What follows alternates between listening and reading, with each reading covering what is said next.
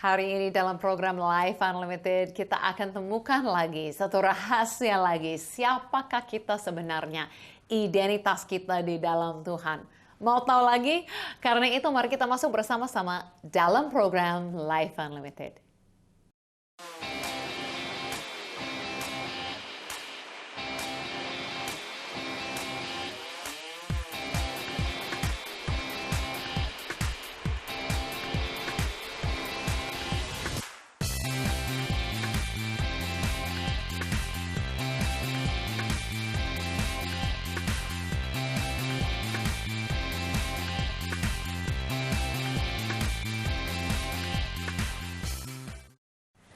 Halo, apa kabar?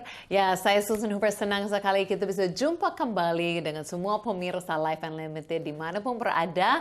Ya, kita jumpa kembali dalam program ini Life Unlimited bersama dengan saya, Susan Hooper. Saya host untuk program ini dan saya percaya kalau pemirsa yang lama sudah cukup kenal dengan saya, orang Kanada yang sudah lama sekali di Indonesia. Ya, sudah hampir 20 tahun. Jadi tidak ada yang heran-heran lagi kalau saya bisa bahas Indonesia. Dan saya senang sekali dalam program ini, belakangan ini kita bisa bahas satu topik yang saya sangat sukai.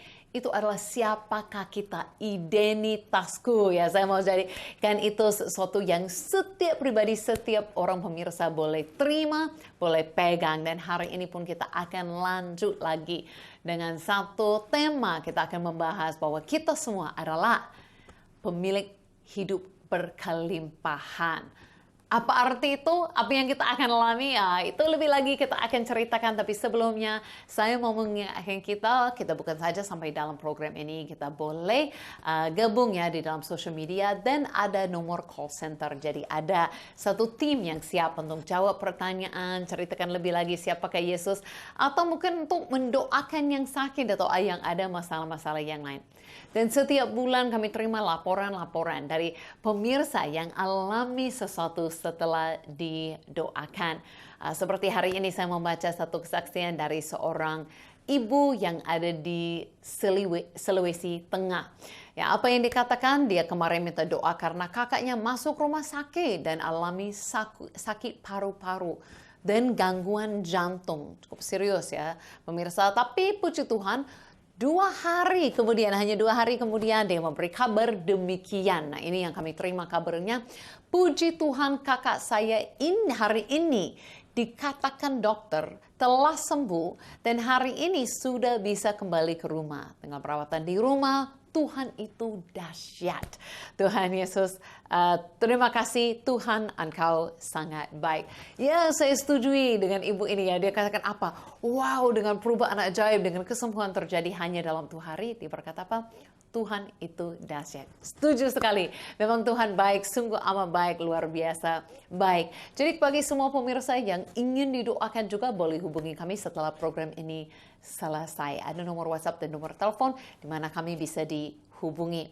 Dan hari ini kita akan lanjut dengan topik kita. Wow, saya percaya ini cukup menarik yang membuat kita merasa bahwa kita bukan lagi orang biasa. Identitas kita sudah berubah. Nah, seperti saya mulai series ini 4 minggu yang lalu, di mana saya bahas, kalau saya mau tahu identitasku, ada yang kadang-kadang bingung. Wah, Susan begitu lama di Indonesia, jadi orang anggap, sudah WNI kah? Sudah WNI kah? No, ini paspor saya masih paspor Kanada, tapi memang ada izin, tinggal ada izin jadi penduduk di Indonesia. Nah, jadi kalau saya mau tahu, identitasku, warga negara apa atau izin saya di bangsa yang mana, saya buka buku ini, paspor. Tapi kalau saya mau tahu siapa jati diri saya, siapa saya sebenarnya, itu saya tanya bukan kepada paspor, bukan kepada pemerintah bangsa-bangsa di dunia ini. Saya harus tanya kepada Sang Pencipta. Nah, itu di mana? Di firman Tuhan. Di mana di situ kita akan temukan siapa jati diri kita, siapa kita sebenarnya, identitas kita. Makanya hari ini kita masuk dalam topik kita semua. Hai pemirsa, apalagi orang yang percaya kepada Yesus, sudah menjadi orang yang memiliki hidup berkelimpahan. Kadang-kadang kita merasa kita belum alaminya. Nah, saya tidak berkata bahwa segala sesuatu itu kita sudah alami. kita percayai dulu apa yang kita terima dari para Tuhan, dan itu akan nanti satu hari menjadi kenyataan. Tapi saya mau kita melihat hati Yesus untuk kita mengerti bagaimana kita terima hidup. Nah, bisa hidup dengan berbagai hal. Kita juga bisa bahas hari ini. Mungkin hidup kekal atau hidup yang benar-benar adalah hidup. Maksudnya hidup yang ada tujuan. Banyak orang di dunia hari ini hidup. Maksudnya hidup dengan masih bernafas. Ya, banyak orang di keliling kita nggak kenal Tuhan, tapi mereka bangun pagi ini, mereka masih jalan, mereka masih hidup. Tapi bisa lihat hidup yang tidak ada arti hidup. Hidup dengan hanya ikutan, lakukan sesuatu, bingung-bingung, tidak tahu kemana. Itu bukan hidup yang sesungguhnya yang Yesus janjikan kepada kita. Jadi mari kita masuk lebih dalam dan membahas hidup yang sebenarnya yang kita miliki hari ini. Dari mana? Dari Injil Yohanes. Kita akan lihat langsung dari perkataan Yesus. Yesus katakan dalam Yohanes 14 ayat ke-6, ayat yang sangat terkenal sekali. Kata Yesus kepadanya, "Akulah jalan dan kebenaran dan hidup. Tidak ada seorang pun yang datang kepada Bapa kalau tidak melalui aku." Jadi kita mau dari awal langsung dapat dasar ini. Yesus adalah jalan kehidupan. Tanpa Yesus, tidak ada jalan, tidak ada pintu, tidak ada cara masuk dalam hidup kekal. Tidak ada boleh datang kepada Tuhan, terima apa-apa. Ya, jadi kita harus mengerti semuanya ini, sumber kehidupan itu, jalan untuk dapatkan itu, hanya Yesus. Jadi tidak cukup kalau kita mungkin ikuti satu agama, di mana kita percaya kita lakukan sesuatu yang baik. Mungkin kita lakukan yang baik, tapi kita juga lakukan yang tidak baik. Jadi bagaimana mungkin itu dapat melayakkan kita untuk masuk dalam hidup yang kekal? Tidak mungkin. Jadi hanya ada satu jalan. Namanya Yesus. Tapi yang luar biasa, satu jalan itu bukan untuk satu kelompok orang, untuk satu daerah, untuk satu suku, atau satu bahasa, atau satu kepercayaan. Satu jalan itu, Yesus satu jalan, tapi itu untuk semua orang. Makanya saya harap dengan semua pemirsa Life Unlimited hari ini dimanapun berada, tidak kebetulan masuk program hari ini. Dengar saya bicara, kenapa? Supaya tahu, kalau memang mau terima hidup yang berarti, hidup kekal, hidup yang memiliki keselamatan, hidup yang boleh mengenal Tuhan secara intim, hanya satu jalan untuk masuk. Itu adalah melalui percaya kepada Yesus. Dan Yesus itu satu jalan untuk semua orang. Jadi Yesus adalah jalan kehidupan. Saat Yesus ketemu orang-orang yang kelihatan tidak ada hidup yang baik, Yesus dapat mengubahkan itu. Bahkan Yesus sengaja, Yesus ada di dunia, dia bisa pergi cari siapa-siapa. Yesus bisa cari ketemu dengan orang yang terbaik-terbaik, dengan kelihatan paling sempurna. Tapi Yesus sering sengaja suka-suka cari yang terhilang, suka-suka cari yang terbaikan, suka-suka cari yang orang yang tidak terpandang oleh siapa-siapa, tidak disukai banyak orang. Bahkan ada satu hari Yesus pergi ke daerah Samaria. Nah, itu orang Yahudi banyak yang kelompok Yesus kan mereka nggak suka orang Samaria, mereka rasa itu orang campur, itu orang yang nggak layak. Tapi Yesus sengaja suka-suka pergi ke Samaria. Dan bukan saja sudah pergi ke daerah, orang nggak suka, ya, sudah pergi ke satu suku yang dipandang rendah banyak orang. Bukan saja sampai di situ. Di situ pun dia sengaja mau ketemu dengan orang paling rendah. Wow, itu benar-benar hati Yesus yang luar biasa. Kenapa? Karena Yesus berjanji, dia mau beri kepada kita hidup yang berbeda. Perkataan Yesus sendiri, dia katakan, "Akulah pintu. Barang siapa masuk melalui aku, dia akan selamat dan dia akan masuk dan keluar dan menemukan padang rumput." Jadi Yesus katakan apa? Seperti dialah jalan. Dialah jalan, dialah pintu, dia adalah cara satu-satunya masuk. Dan siapapun masuk di dalam Yesus, percaya kepada Yesus, selamat. Itu janjinya. Sampai dilanjutkan, bukan saja selamat, maksudnya nanti masuk surga satu hari. Dia berkata, pencuri datang hanya untuk mencuri dan membunuh dan membinasakan. Aku datang. Ini Yesus datang ke dunia itu apa? Supaya mereka mempunyai hidup dan mempunyai dalam segala kelimpahan. Ya, Yesus mau datang memberi kepada kita Bukan saja hidup yang tunggu surga, tetapi hidup yang penuh dengan Dia kelimpahan.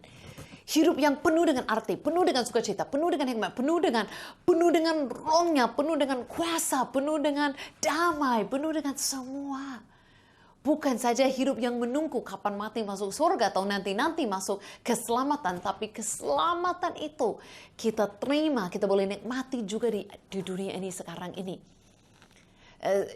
Saya bahas tadi, Yesus ketemu dengan seorang perempuan Samaria.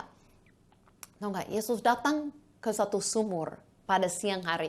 Nah, biasanya orang datang ke sumur pagi hari, di mana belum panas, untuk ambil airnya begitu berat kan pegangnya dan bawa ke rumah untuk melakukan aktivitas. Itu biasanya pagi hari. Tapi Yesus datang ke sumur siang hari. Seharusnya kosong, nggak ada orang, tapi dia tahu ada satu orang, ada seorang Samaria. Nah, dia bukan orang yang baik. Mungkin dia datang sengaja siang hari supaya nggak jumpa siapa-siapa. Dia adalah orang yang Yesus tahu punya latar belakang yang tidak baik. Sudah punya 5 suami. Dan sekarang tinggal dengan laki-laki yang belum jadi suaminya. Dia dengan begitu banyak, kita bisa bayangkan betapa hancur hidupnya. Betapa orang gosipin dia. Betapa dia tidak dipandang dia siapa-siapa. Tapi Yesus datang dan mau memberikan kepada dia puayun-puayun, rahasia-rahasia Tuhan. Bagaimana Tuhan mau beri hidup yang berkelimpahan ini. Wow, ini memang sangat-sangat luar biasa. Yesus diceritakan di sini. Ibu ini tanya, bagaimana dapat air? Air ini dari sumurnya nggak bawa apa-apa. Air apa yang diceritakan? Yesus berkata apa kepadanya? Barang siapa minum air ini, air biasa, ia akan haus lagi. Tetapi barang siapa minum air yang akan kuberikan kepadanya, dia tidak akan haus untuk selama-lamanya. Sebaliknya, air yang akan kuberikan. Ya, ini janjinya Yesus kepadanya. Aku yang menjadi mata air di dalam dirinya, yang terus-menerus memancar sampai kepada hidup yang kekal. Nah, Yesus ceritakan seperti ini. Kalau hari ini saya bawa ada gelas dan ada air putih ini. Nah, kalau saya mau kasih air masuk.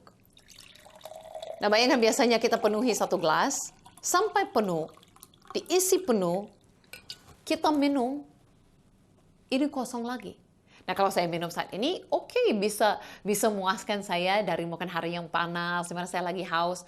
Tapi saat ini kosong. Kalau tidak diminum lagi, ini kosong. Saya akan minumnya, tapi saya akan terus haus. Yang Yesus ceritakan seperti ini, kita banyak dalam kehidupan ini cari mau penuh. Cari mau penuhi diri dengan banyak hal. Sebentar-sebentar senang. Mungkin kita dapat promosi di tempat kerja, mungkin kita yang masih muda, kita dapat pacar, mau menikah, mau dapat seseorang. Kita dapat sesuatu yang sebentar-sebentar buat kita rasa puas. Tapi sebentar-sebentar lagi tidak puas, masih merasa kosong. Karena kita isi diri dengan sesuatu, itu hanya sementara, itu tidak punya sesuatu yang kekal. Tapi Yesus katakan seperti ini, bukan Yesus isi hidup kita seperti itu, isi dengan air, bukan. Dia katakan, akan dia sendiri rohnya masuk. Nah, bayangkan kalau bukan saya isi lagi airnya di sini, tapi bayangkan kalau itu ada mata air di bawah gelas ini, dan itu penuhi dari bawah, penuhi sampai kelimpahan keluar, penuhi sampai kelimpahan keluar. Itu Yesus menjadi di dalam kehidupan kita. Sumber sukacita bukan diisi dengan sesuatu terjadi dari luar, kondisi yang baik. Kita dapat berkat sesuatu terjadi. Isinya dengan sukacita, kosongnya lagi. Tapi mata air sumber itu, sumber kehidupan itu ada di dalam diri kita. Dan itu memancar keluar. Bukan saja sampai cukup penuh. Kelimpahan keluar sampai orang lain bisa rasakan. Kalau kita ceritakan air-air, minum, haus, mungkin daripada ikut saya di sini, ikut saya ke satu tempat yang ada banyak mata air yang unik-unik, kota yang sangat unik, di mana saya juga dapat pelajaran ini. Ikut saya ke kota Roma, Italia. Salah satu hal favorit saya di kota Roma yang panas ini saat sangat haus sekali adalah cari mata air seperti ini. Betapa enaknya bisa isi botol air dan nikmati sesuatu yang menyegarkan. Tetapi tahu nggak, pernah ada orang yang merasa begitu haus, cari mata air, dan cari seperti ini untuk nikmati sesuatu yang menyegarkan daripada kehausan. Dan Yesus katakan kepada perempuan ini, bahwa air ini minum sebentar, haus lagi, dan haus lagi. Dan tahu nggak, ada begitu banyak orang yang bukan saja haus secara fisik, tubuhnya haus, tapi secara rohani haus. Mereka cari-cari kering-kering, cari sesuatu untuk menyegarkan hidupnya. Dan Yesus katakan, kalau kita terima daripada Dia air yang hidup, tidak akan haus lagi. Bahkan Dia katakan lebih daripada itu. Terima daripada Yesus, akan menerima bukan saja air sebentar, tapi mata air. Akan terima mata air di dalam hati yang akan memancarkan air keluar sampai hidup yang kekal. Wah, ini janji yang luar biasa. Artinya seperti ini, semuanya yang kita cari-cari di dunia tidak pernah akan memuaskan. Yang sebenarnya hati kita paling mencari itu, solusinya, jawabannya hanya di dalam Yesus. Dan Yesus bukan saja kirim kepada kita menyegarkan jiwa kita sebentar-sebentar.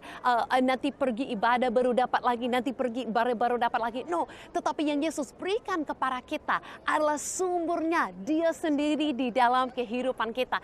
Jadi setiap hari ada terus, hidup terus, tidak pernah mati dan tidak pernah kering. Wah, itu jauh lebih segarkan daripada air ini pun. Pasti kita semua ingin nikmati seperti itu kan? Ingin nikmati di mana benar-benar ada sumber kehidupan di dalam kita. Bukan kita cari dari luar, tapi ada di dalam kita. Bagaimana itu mungkin? Bagaimana mungkin Tuhan sumber kehidupan masuk dalam kita manusia? Ini juga diceritakan tadi saat Yesus cerita dalam ayat 10 tadi, bahwa Dia mau beri hidup yang berkelimpahan. Dia menjelaskan bagaimana ini bisa terjadi. Dalam ayat 11 dia berkata, Akulah gembala yang baik. Gembala yang baik memberikan nyawanya bagi domba-dombanya. Jadi Yesus katakan ini, seperti dia adalah seperti pintu, karena Dia adalah gembala. Jadi kita bisa ngerti, Yesus itu banyak hal bagi kita. Nah, Yesus ini gembala yang baik, yang rela memberikan nyawanya. Jadi maksudnya ini seperti ini, Yesus itu rela mati bagi kita. Kalau Yesus tidak mati bagi kita, kita semua tidak ada yang layak datang kepada Tuhan. Bukan saja nggak layak masuk hadirat Tuhan, mana mungkin sama sekali hadirat Tuhan, sumber kehidupan itu bisa masuk di dalam kita. Mustahil. Yesus berjanji, berceritakan ini kepada orang wanita Samaria ini. Dia berikan janji, dia beri pewahyuan bahwa Yesus, melalui Yesus, Dia melakukan sesuatu yang luar biasa kepada kita. Di mana Yesus sendiri akan menjadi pengganti bagi kita.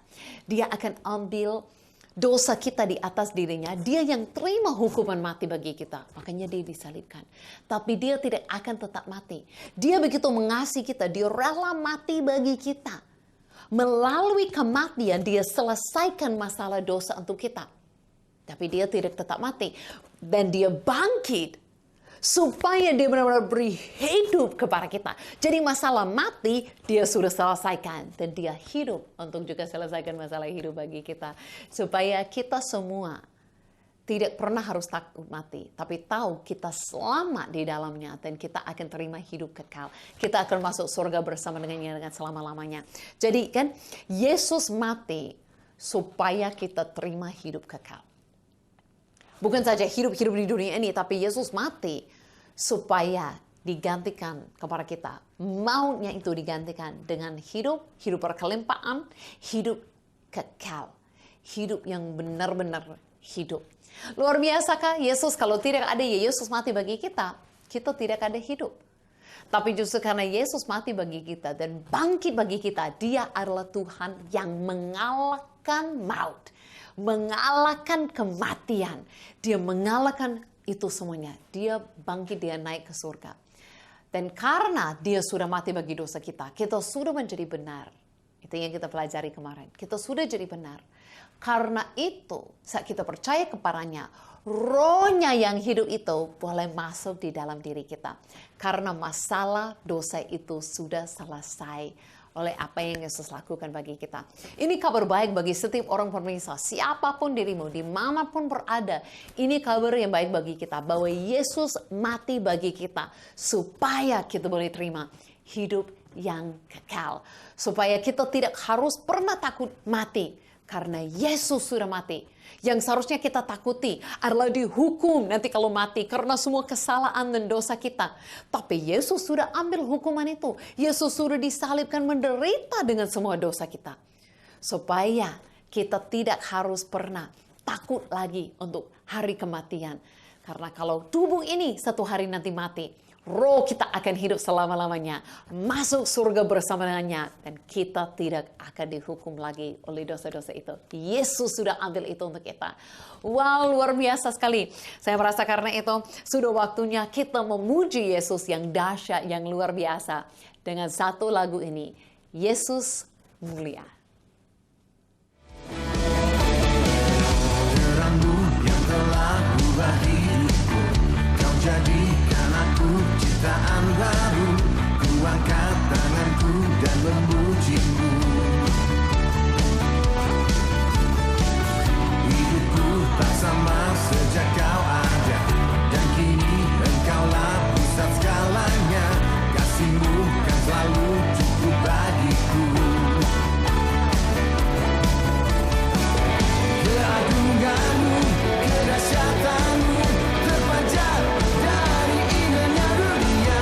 Segala yang ada telah Kau ciptakan, karya-Mu sungguh tiada taranya.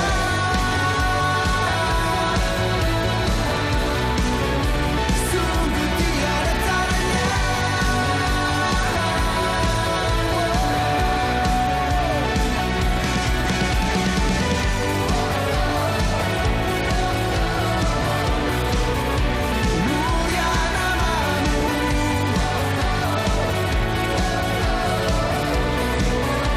Mulia nama-Mu, mulia nama-Mu.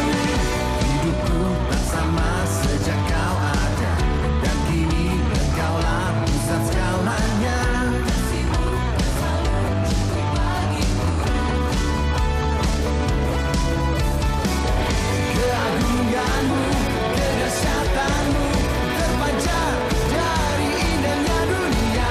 Segala yang ada telah Kau ciptakan, karya-Mu sungguh tiada taranya. Here we go. Sungguh tiada taranya.